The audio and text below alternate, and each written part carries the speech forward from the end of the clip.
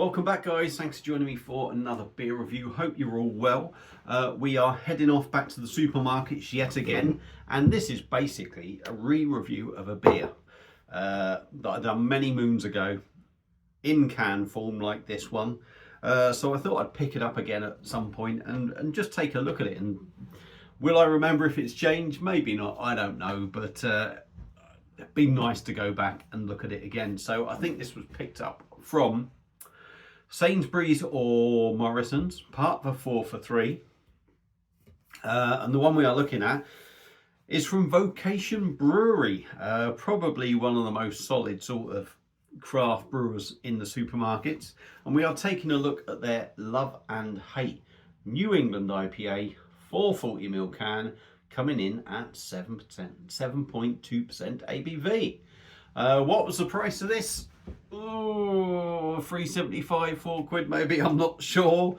The branding has changed. I've got to admit, I did prefer the old branding of Vocation. I think this looks a little bit horrible now. Looks a bit cheap and tacky. It looks a little bit kiddified. It looks like it's made to attract the 18, 20-year-old, if you like, or even the 16-year-old, even though you can't buy it at that age. Anyway, yeah, on the back, there is some stuff that I can actually read for a change. Bold and beautiful beer for the many. For the many, says it all, doesn't it? Tasting notes, hoppy, juicy, tropical. The hops are Citra and Galaxy. Store cool, drink fresh, please pour carefully. May contain sediment. Our authentic Vermont yeast. Our authentic Vermont yeast strain and big dose of oats work with plenty of dry hops to deliver tropical aroma, juicy flavours and a silky smooth finish. An unapologetic hazy New England IPA. Now, at the time of reviewing this many moons ago, I was just sort of getting into sort of this sort of stuff, so it's all a bit new. It was probably one of the better ones that I enjoyed personally back then, but I do like a New England IPA now a lot more. My tastes have changed, so hopefully I'm going to enjoy this even more. But has it changed? I don't know. I'm probably not going to remember, but bollocks to it. We're going to review it. So there we go. We've got the Vocation glass there. So let's get it cracked open, get it into the glass and see what we get. Out of Leeds, I believe, Vocation, that direction. This has been in the fridge nice and chilled. I've swung it around enough, this can, so we should get a nice hazy beer. And my dirty things all over the glass. Now, I'll tell you what, depending on what this is like, I know a lot of people are big fans of this. This would be a nice one to get on the old perfect draft instead of some of the shit that we're getting, to be honest. 7.2% be a nice big bold one, a bit like their Life and Death. Maybe if anyone watches this, perfect draft. PD. Let's see if it's any good first. So, anyway, there's still some left in the can. Beer in a glass. Look at that. That looks proper New England, that does. Chicken stock on camera, I'm going to say, looking at the camera. Good thick 2-finger head. My side is a little bit more of a musty, dank kind of looking beer, a bit duller, shall we say. It's looking nice and bright on the camera. It's a little bit dull on my side, but it looks decent. So I'm going to stop talking. I'm going to give her a little swirly whirly and have a sniffers.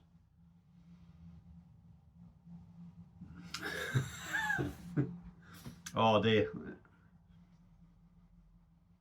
It does smell nice, but again, it's, oh dear, I'm doing too many IPAs maybe. They're all starting to smell the same. There is that little bit of difference there, to be honest. There's definitely more of a punchy note. There's definitely more of a hop note. And definitely juicy. There is a little bitter tang on the nose as well. Got to be said, it does smell good. It does smell good. There was me going down the same old route I do. Not knocking shit and then having to take me words back. Vocation Brewery, Love and Hate New England IPA, 7.2% ABV. Let's dive in. Cheers.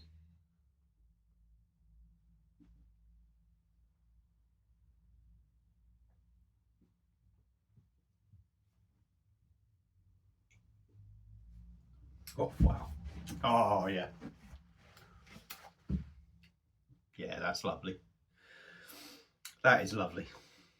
And I actually think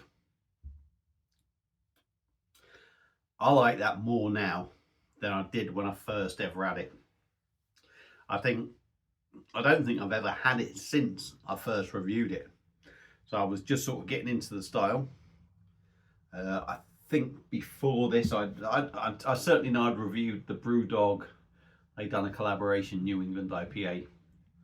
I can't think who with off the top of my head, but a lot of people really loved that. It was good, but I think I preferred this one over it.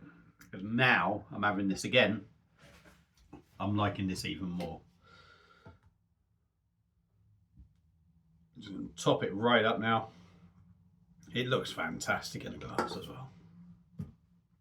That looks absolutely beautiful, doesn't it? That looks stunning. Let's go in again.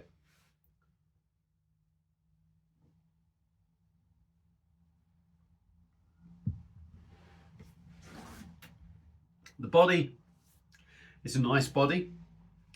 Is it a 7.2% body? Who's to say? The head on the beer is a light and fluffy head. So the head doesn't really add to the body. Whereas sometimes the head on a beer can be a little bit more fuller and give the impression of a better body on a beer. In this case, it doesn't do that because it is a light, fluffy beer, head on the beer. The body is okay. I'm not going to say, the body is good, but would you sort of think it might be a little bit more? Maybe, maybe not, but the body is good. It's got a drinkable body.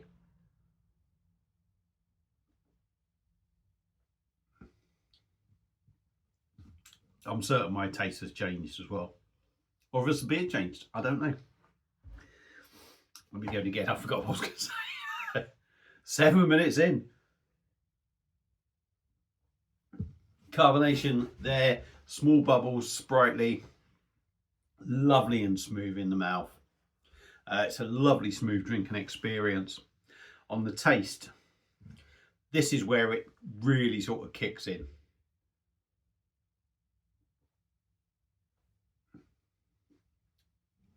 Juicy. Tropical, you could say. Full of flavour.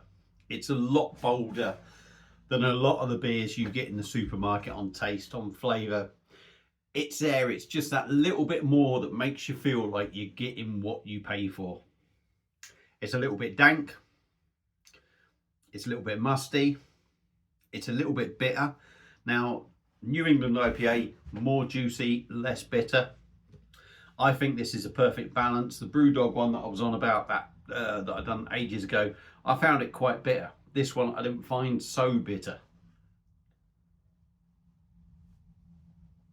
It's hoppy, it's juicy. I think there's a little bit of grapefruit in there. A little bit of lemon, a little bit of lime. There's that little zingy note on the back end for me.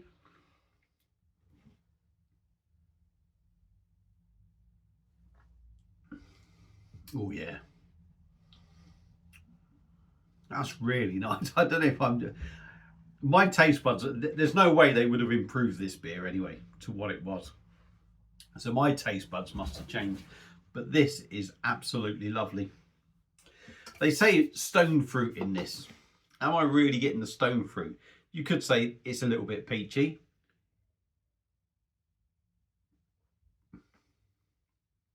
There is that stone fruitness there. When you stop and think about it, it is there.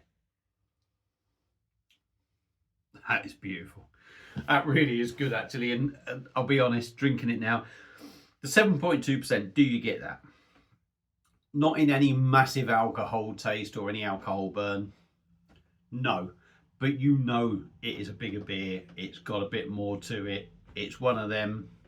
I think if you had two of them, you would have to start sort of taking notice of that alcohol presence in there. It drinks like a dream, an absolute dream. The flavours in there are just beautiful. It's lovely, it's hoppy.